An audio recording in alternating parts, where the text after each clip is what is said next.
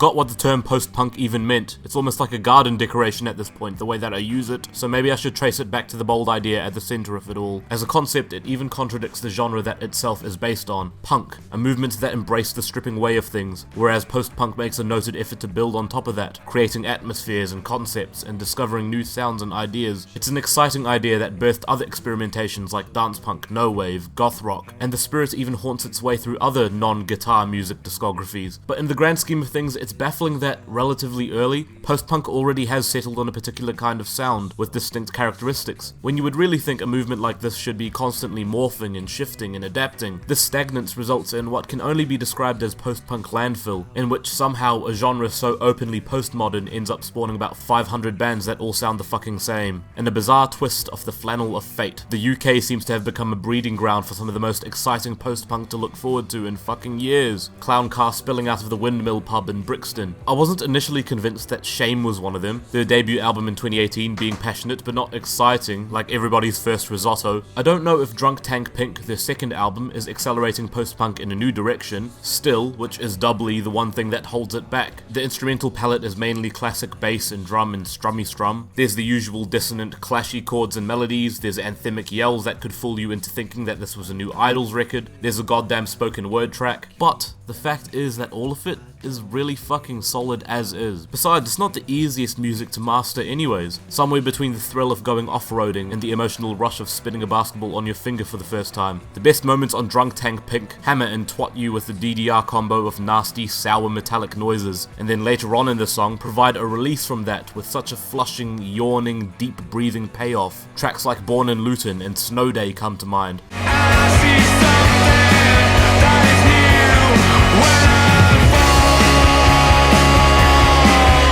Human for a Minute is almost a humane remedy to all of this, intended to be the steady-paced, tender-hearted moment on the album, but the catch is that it's unable to fully emote that because of how cold and stone-faced it sounds. Hear it out. I never felt human before you.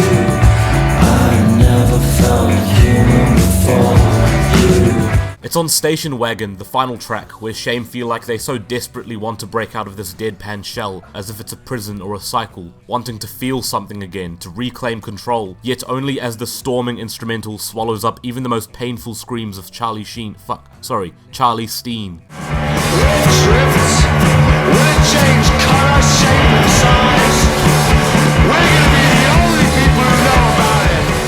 The sheer robustness of Shame's music this time around, every track feeling like a major event, hints to me that they could only sternly tell their story with characteristics of post-punk that most listeners will be readily familiar with. What Shame are doing with Drunk Tank Pink is completely out of love for post-punk as a genre, feet firmly planted onto what has been done already and meticulously trying to align the moves correctly. If you're not satisfied with the same tricks though, hungrier for something new, then you might be wondering what might happen when a band make a mockery and a complete sarcastic splooge out of the post-punk ethos.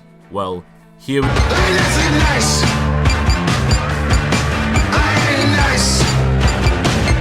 It should not be any surprise that a band named Viagra Boys, with the album named Welfare Jazz, gives off the same repulsive impact as a fart after 2 quesadillas, or a boy named Keith. The most fascinating gag here is that as a Swedish band on the Year 01 label, they seem hysterically obsessed with replicating American musical styles. Saxophones squeal and squirt sarcastically, but so infectiously over Ain't Nice, and the song I Feel Alive even sounds like a deep cut from a Tom Waits fan tribute, piano warped and whiskey breathed.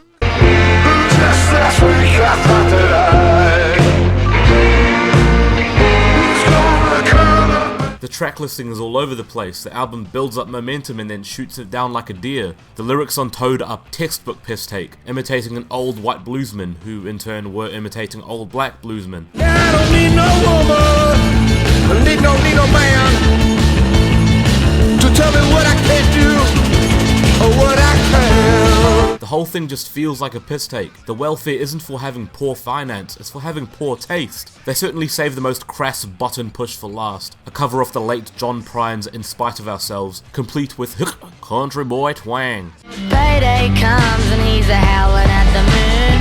He's my baby, I don't mean maybe. A move so out of place on the album that it couldn't have fit any better. Welfare Jazz is just one big gag that nobody's in on, except for the 6 cheeky Swedish men in front of us here who call themselves fucking Viagra Boys. So, I guess we shouldn't have expected any less, really. Decoding the real agenda of this album is tougher than a venison steak, and I think the real barrier for me enjoying this is simply how committed to being a piss take that it is, to the point where I don't feel a genuine reason to be compelled by such a self-mockery. It commits to musical styles and sounds only for the sake of extending the gag, with looping bass grooves that probably purposefully serve to grow tedious within seconds, and some of the unexpected instrumental quirks like synths and saxes splattering around where they shouldn't be, which is cool, but in the context of the record they feel smugly like they're only there to piss you off. It doesn't piss me off though, it just eventually bores me. As someone who's fairly used to being trolled, Welfare Jazz as an album doesn't even have one track that stands out as a show-stopping highlight because it's more engaged with doing some other idea for the lols,